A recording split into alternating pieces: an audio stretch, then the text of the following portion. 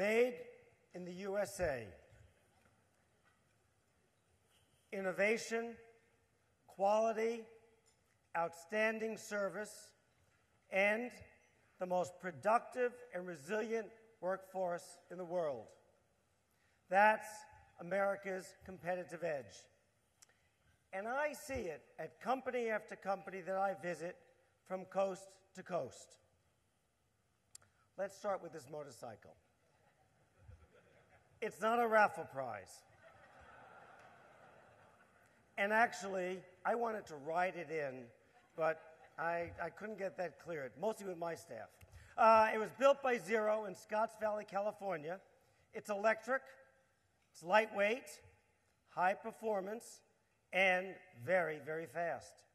It produces 90% less emissions than conventional motorcycles. Zero has 62 employees at their California facility. A year ago, 30. The year before that, 8. How are they able to grow so fast? Through exports. Today, exports are about 30% of their sales. And with the backing of Exim Bank, they are now aggressively expanding to South Africa, Brazil, Mexico, and Singapore. Going forward, Zero estimates that exports will grow to about 60% of sales.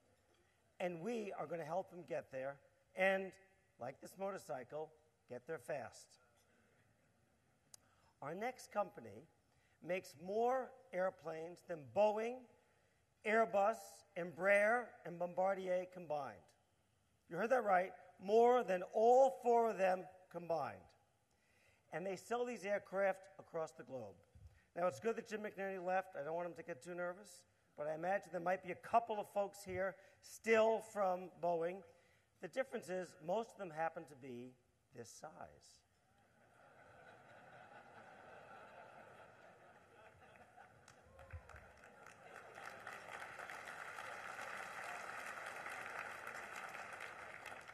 Pacific Miniatures, or Pacman, the other Pacman, is a California company that specializes in aviation and aerospace models. Customers are travel agencies, airports, aviation companies around the globe. And while their planes may be small, there's nothing small about their export sales. In fact, I visited the company back in October. It's a family-run business, and they recently completed a $200,000 worth of orders for Ethiopian and Saudi Airlines. And I'm happy to say we finance both the models and the real planes. Pacman has 75 employees and has worked with Exim Bank since 2005 to successfully sell their products worldwide. Today, about 35% of their sales are exports, and they continue to look for more global sales opportunities. Now, let's take a look at this solar module. This was built by Suniva in Norcross, Georgia. Suniva, as you learned earlier from John Baumstark, is a case study how you take an innovative idea and build a successful business venture. It grew out of a Department of Energy funded program at Georgia Tech, and it's become a successful operation that melds modern robotics with good-paying, secure jobs. When I visited Suniva last month, I met Solomon, Daryl, Munn, and David, and they built this module. And in talking with them, I heard how excited they are to be part of an innovative and forward-leading company like Suniva.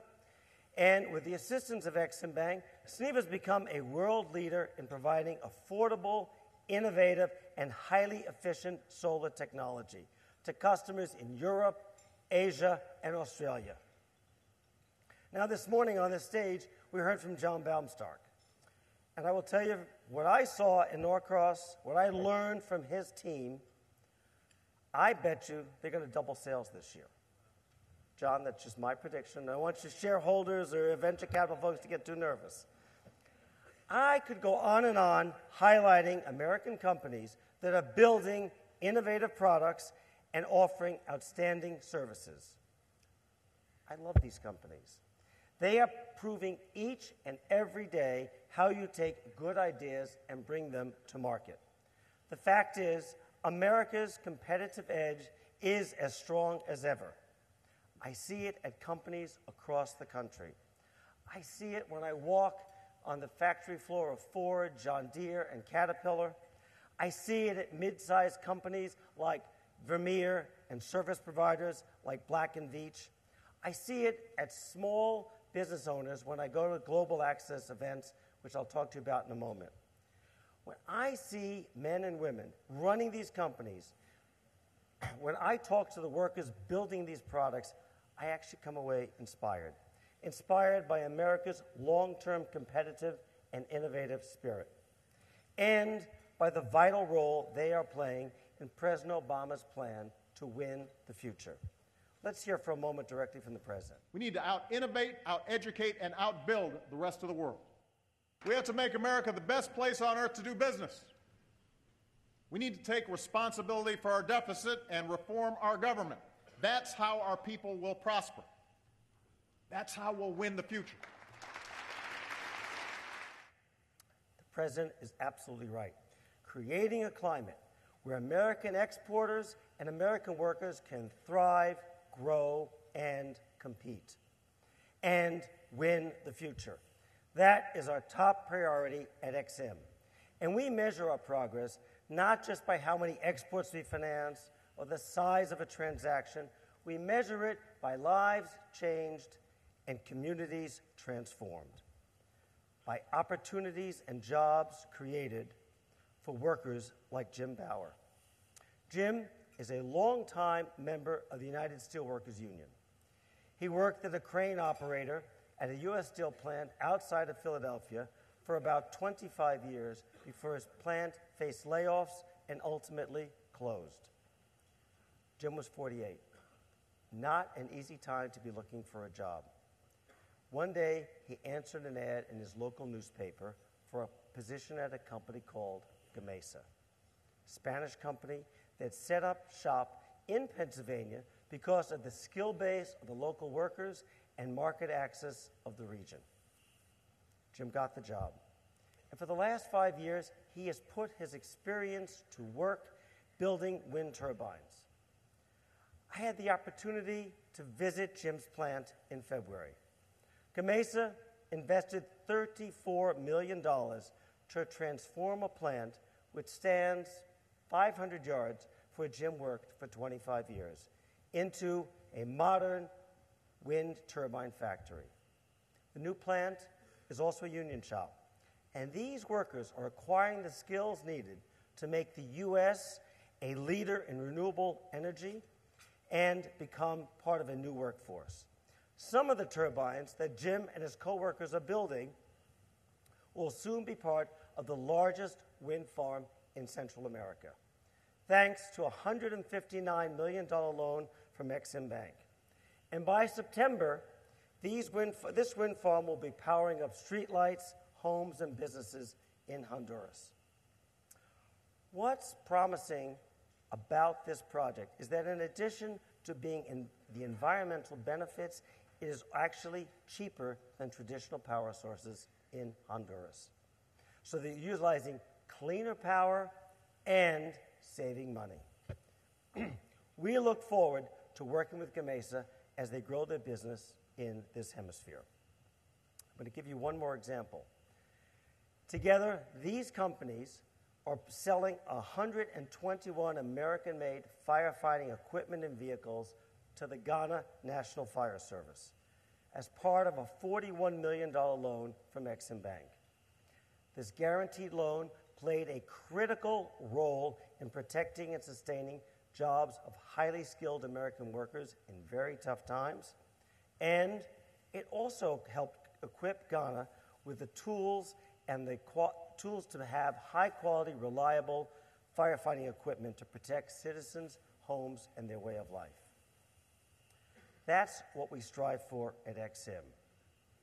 We want to create an export-focused 21st century American economy that is driven by innovation, inspired by American entrepreneurship, and fueled by competitive financing. That's how we strengthen our economy and improve the lives of working families across America. And that's how emerging markets around the globe will obtain the goods and services to build and strengthen their economies. To do this, we must capitalize on opportunities throughout the world. One of the most promising areas we have seen is global infrastructure development. The world is building and rebuilding itself every day, particularly in emerging economies. And I want to be sure that American companies and American workers are doing the building. Global infrastructure spending is estimated to be $2.1 trillion a year for the next 10 years. You heard that right. $21 trillion worth of opportunities for American companies and American workers. Let's take a closer look at some of these opportunities, and let's start in India.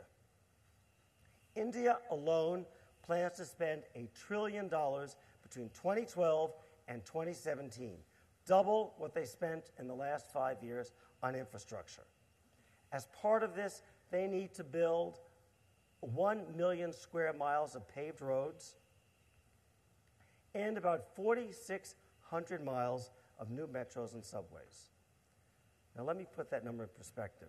4,600 miles is the distance between this ballroom and Honolulu, which, considering the weather, might be a nicer place for all of us to be spending this conference. And that rail system and those roads mean billions and billions of dollars worth of capital goods, from rails to trains to engineering services to paving equipment. But in addition to infrastructure demands, India is also growing its power needs. Today, nearly 400 million people in India have never seen a light bulb. India is powering up, and they're working to do it responsibly. India recently announced a far-reaching plan for 20,000 megawatts of renewable energy by 2020. That is enough energy to power 10 million homes, more than the city of New York, where I'm from. Tomorrow, my good friend Anil Ambani, chairman of Reliance, will actually be talking more about these opportunities at the morning session. At Exim, we are working with companies, with U.S. solar companies, to make sure they have the competitive financing they need to be a part of these projects. One of those companies is Infinia. It's based in Washington State. Exim recently authorized a $30 million loan to Rajasthan. This project is using Infinia's new Power Dish technology. It was the first foreign sale they made and the largest sale they have ever made. And I spoke recently to J.D. Sitton, who's the chairman of that company, and this is what he had to say. And I liked every part of this. Focused, timely, responsive. So I want to stop for a moment and recognize the team of people at Exim Bank who helped make this happen. John Schuster, Craig O'Connor, Michael Sams, Ashok Pasrika, Steve Mayo, and Timothy Kim. All of them worked to make this happen and happen fast. And while I'm at it, let me just...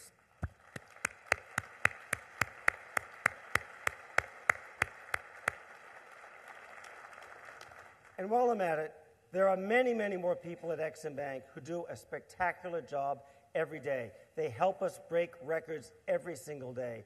I want to thank them for their commitment. I'd like them to stand and all of us just give them a round of applause.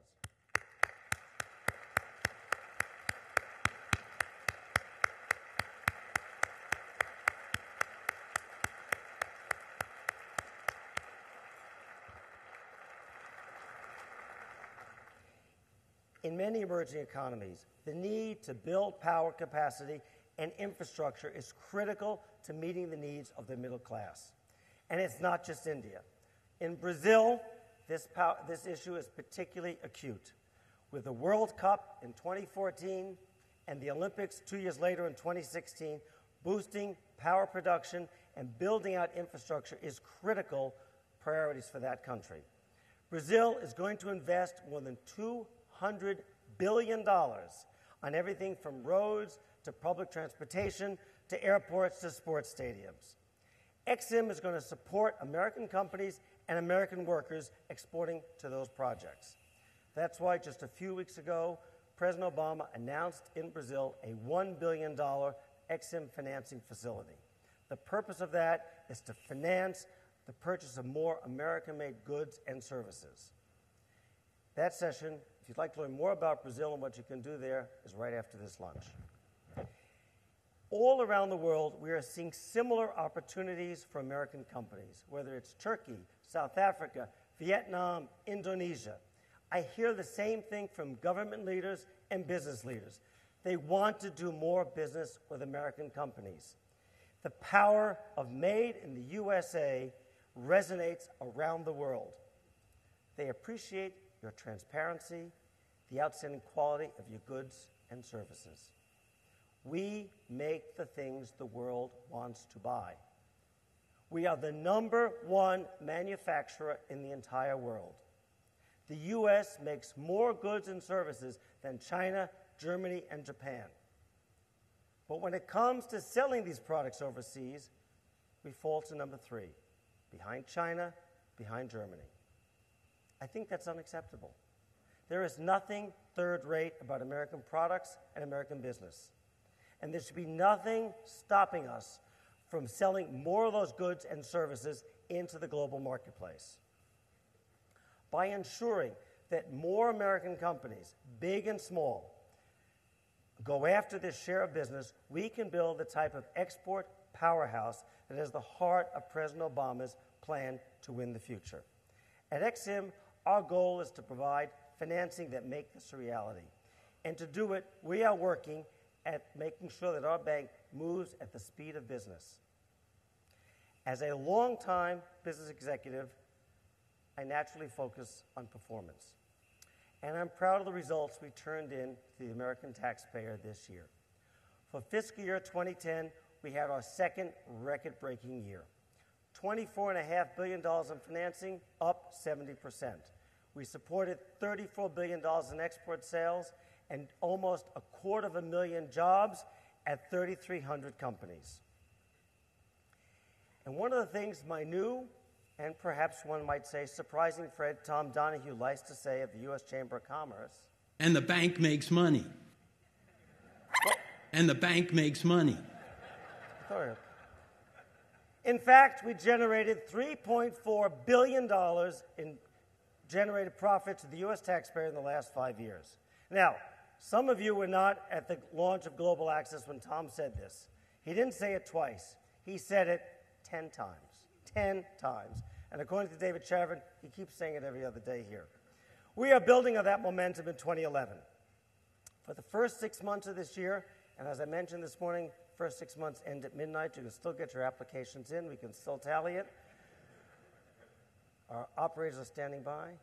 $13 billion in the first 6 months, supporting 110,000 U.S. jobs, putting us on track for another record-breaking year at Ex-Im Bank.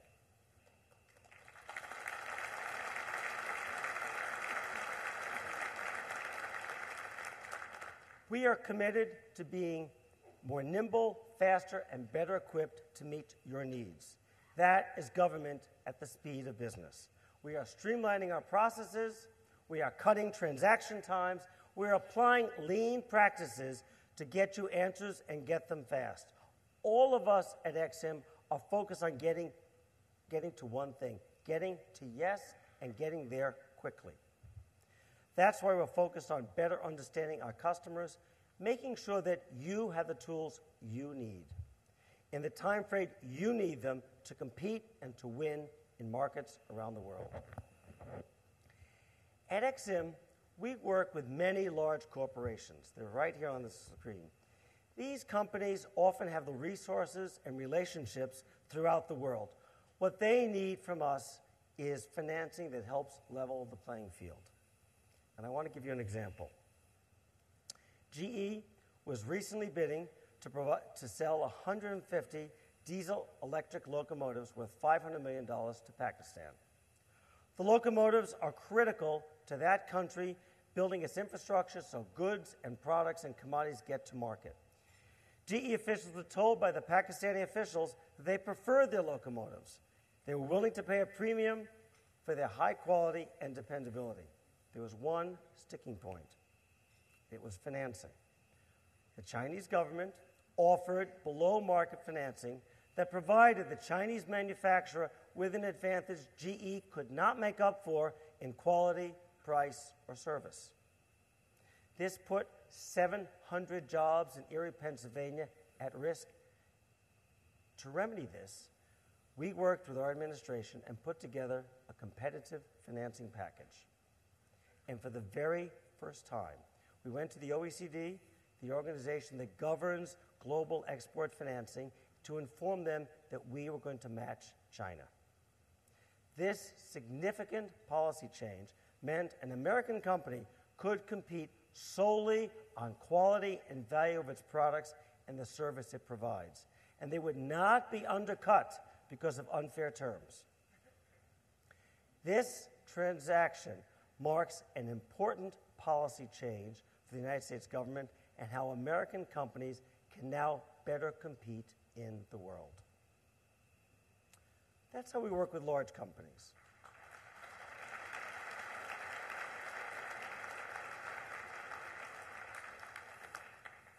That's how we work with large companies, and we're looking for more large companies to give us that opportunity. However, for small businesses, the need is different. For small businesses, the issue is access to capital and having people and resources to help them navigate the global marketplace. One of the things that President Obama emphasized when he was launching the National Export Initiative was that small business needs to be front and center as we build an export economy. And that's why we created Global Access for Small Business. This program is a model for how government and the private sector can come together to support American business, stimulate private sector jobs, and strengthen our long-term economy. What's stopping many small businesses from selling overseas? Worry, fear of non-payment, fear of putting their entire business at risk. I hear it all the time. Small business owners say to me, I know how to collect from New York, New Jersey, and New Mexico. What if my customer in New Zealand doesn't pay? Global Access helps small business owners have the peace of mind. The peace of mind and security to sell their products in the global marketplace by removing the fear of non-payment. What I want you focused on making the most competitive products and selling them like crazy. If you focus on that, we will take care of the risk when you sell overseas. I like to tell people I'm in the sleep business. Because with Global Access, small business owners can sleep better at night. We take the fear out of selling overseas so you can sleep better. Now, our goals, nonetheless, are concrete and ambitious. By 2015, we are looking to approve a cumulative of $30 billion in small business loans. We plan to double our annual small business volume, and we're going to add 5,000 new small businesses to our portfolio. The truth is, we cannot grow our economy without growing exports, and we cannot grow exports without growing small businesses and making them a part of it. To help more companies reach that goal, we're going to be hosting 20 Global Access events around the country this year. We're doing that with the Chamber of Commerce, National Association of Manufacturers, and many of the financial partners who are with us here today, so we can have a broad reach and the biggest impact. We're coordinating our work with the SBA, the Department of Commerce, United States Trade Representative, and other government agencies. But before we close, I just want to look at the big picture for one moment about total exports. We have come a long way since President Obama announced the National Export Initiative at this conference a year ago. In 2010, exports are up 16.7%, putting us on track to double exports by 2015. We went from $1.6 trillion to $1.8 trillion in 2010, to more than $1.8 trillion. We're on our way to reaching the goal of $3.2 trillion by 2015. We are making good progress, but as you can see, we still have a ways to go. So I want to close with just a few points and write this off into the sun. No, I want to. The power of exports goes well beyond the exchange of goods and services. It lays the foundation for commerce, security, prosperity. In today's global economy, what nations build reflect what they value, their goals, their hopes, their aspirations. It reflects a vision for their country's future. Nations that build together and buy from each other are invested in ways that go far deeper than business transactions. When Exim finances renewable energy in Honduras and India, when Exim finances locomotives into Pakistan, when Exim finances infrastructure development in Brazil, it sends a powerful message to the citizens of those countries. And it supports jobs and economic opportunities not only here, but in those countries as well. Behind the Made in USA label are our nation's values and our ideals. It is a brand built by sweat and toil and pride of the American worker. Workers like Jim and Keith and David and Mun and many others I've met in my time in this job. And emboldened by the most innovative and creative companies in the world. That is why at Exim, we are committed to working with more American businesses to get more of your products to more customers in more countries. For us, government at the speed of business is not a marketing slogan. It's an operating principle that we strive for throughout our bank so that we can be your competitive edge in the global marketplace. That is how we approach our work at Exim, and that is how together we will win the future. Thank you.